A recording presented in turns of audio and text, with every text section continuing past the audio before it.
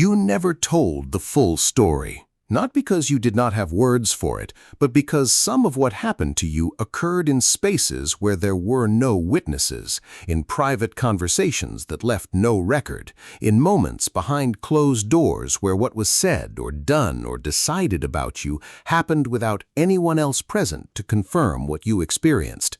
In the quiet, invisible ways that people with access and influence sometimes use that access and influence, knowing that the absence of witnesses makes accountability unlikely.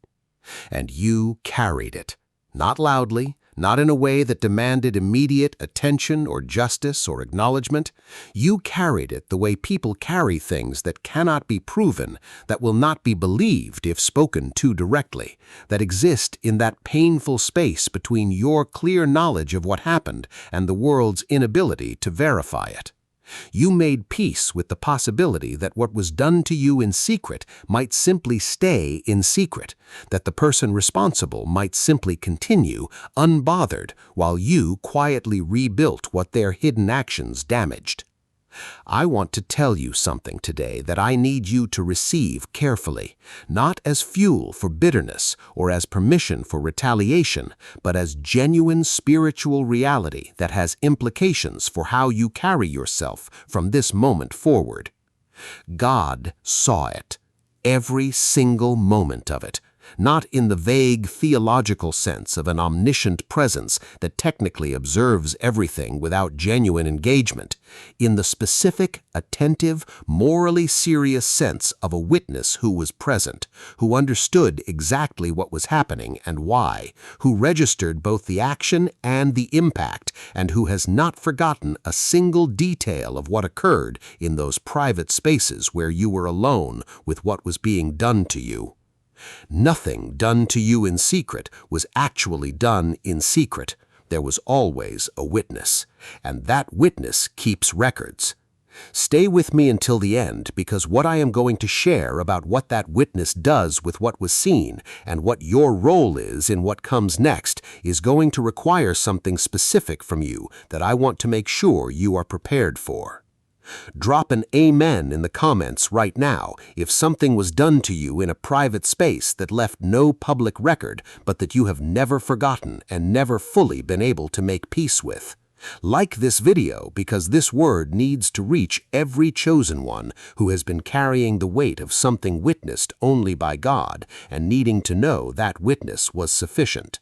And subscribe to this channel because walking through the season of recompense with the right posture is something every message here is designed to prepare you for. Let me talk about what it means that God saw what was done, because I think this needs to be understood more fully than it usually is. The theological statement that God sees everything can become so familiar that it loses its actual weight. It can become background noise, something affirmed without being genuinely felt, acknowledged without being genuinely leaned on. I want to press on it today in a way that gives it back its actual significance. When God witnessed what was done to you, He witnessed it as a morally serious event with real consequences, not as a passive observer cataloging events without investment in their meaning, as a judge who understands exactly what occurred, exactly what it cost you, exactly what the intent behind it was, and exactly what accountability for it requires.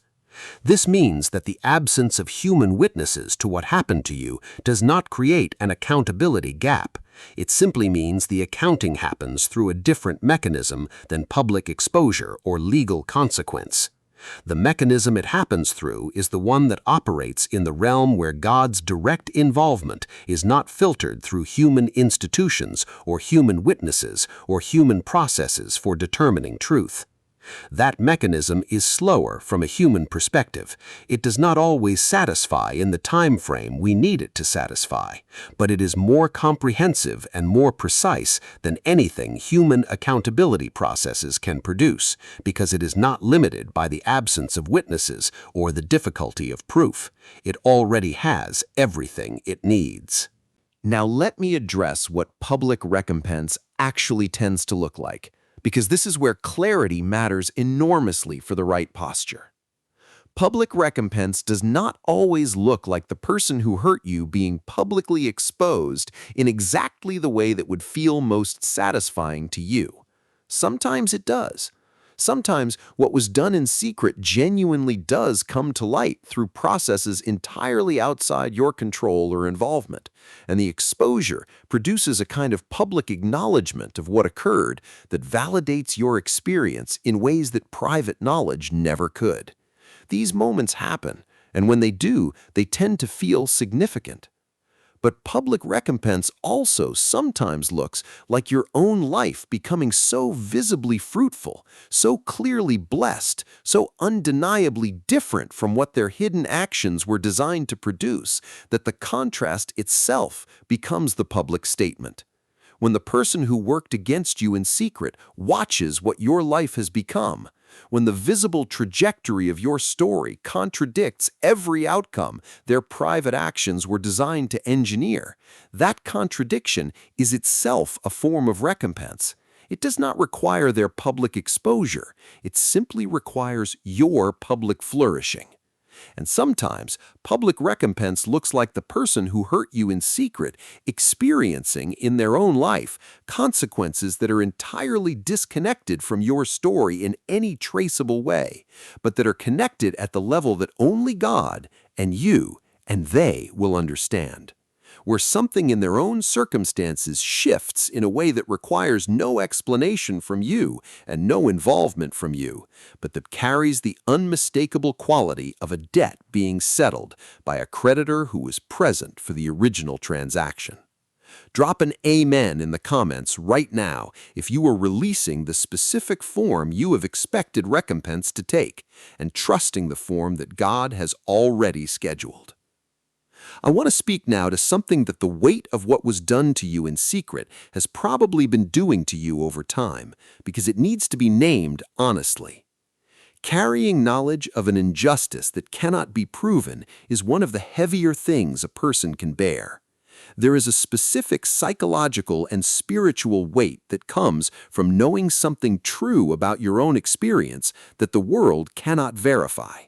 The gaslight effect of having your reality exist only in your own memory creates a particular kind of doubt, not about whether it happened, you know it happened, but about whether it matters, whether it will ever be addressed, whether the person who did it will ever have to account for it, whether the silence of the world around what occurred means that what occurred simply does not count in any ledger that produces consequences. That doubt, sustained over long enough, can produce something in a person that is more damaging than bitterness, a kind of quiet resignation about justice itself, a gradual erosion of the belief that what is done to people in secret actually matters in any ultimate sense, a slow drift toward a worldview where private wrongdoing is simply a cost of existing that gets absorbed and carried without resolution. I want to push directly against that resignation today. What was done to you in secret matters. It is in a ledger. It is being accounted for. The absence of human witnesses never removed it from the record that was always being kept.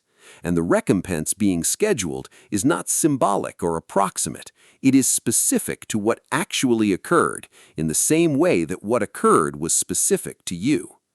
Here is what I need you to do with this information, and this is perhaps the most important thing in this entire message. Release the role of keeping track. You were never meant to be the one maintaining the account of what was done to you.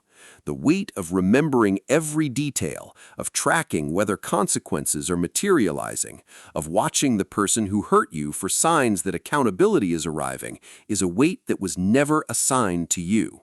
It belongs to the one who was actually present as a witness and who has the authority and the capacity to do something about what was witnessed.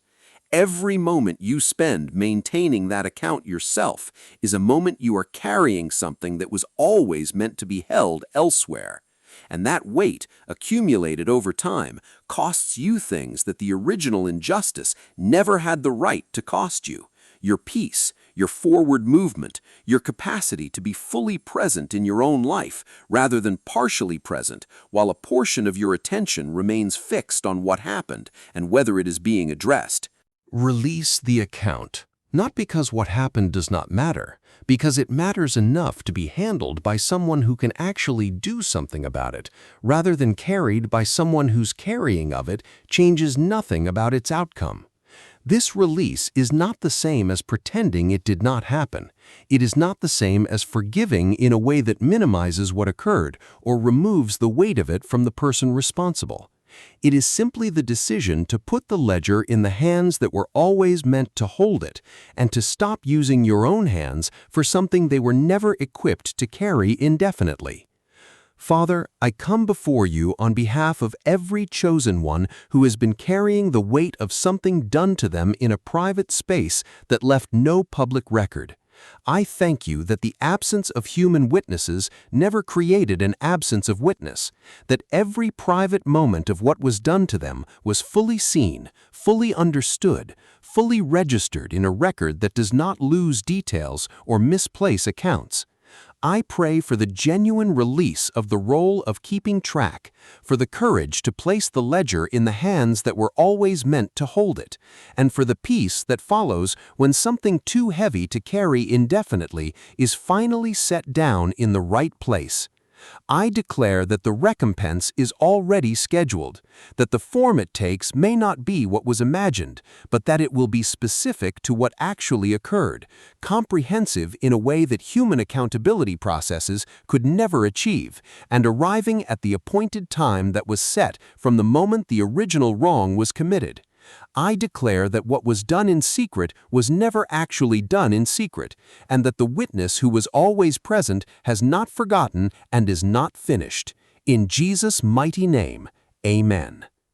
God saw what they did to you in secret, every detail, every intention behind it, every cost it produced in your life.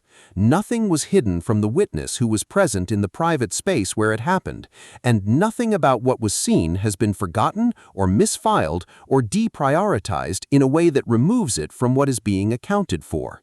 The public recompense is already scheduled. Release the specific form you expected it to take. Release the role of keeping the account yourself, and move forward into your own life with the freedom that comes from knowing that what was done to you is being handled by the one who was always present to witness it and always equipped to address it. You do not have to keep carrying what was done to you in secret. The witness already has everything needed. Like this video if you have been carrying the weight of something done in private that left no public record. Share it with someone who needs to know that the absence of human witnesses never meant the absence of all witnesses. And drop an amen in the comments if you are choosing today to release the account to the one who was always meant to hold it. It was seen, it is being addressed, and the recompense is already on its way.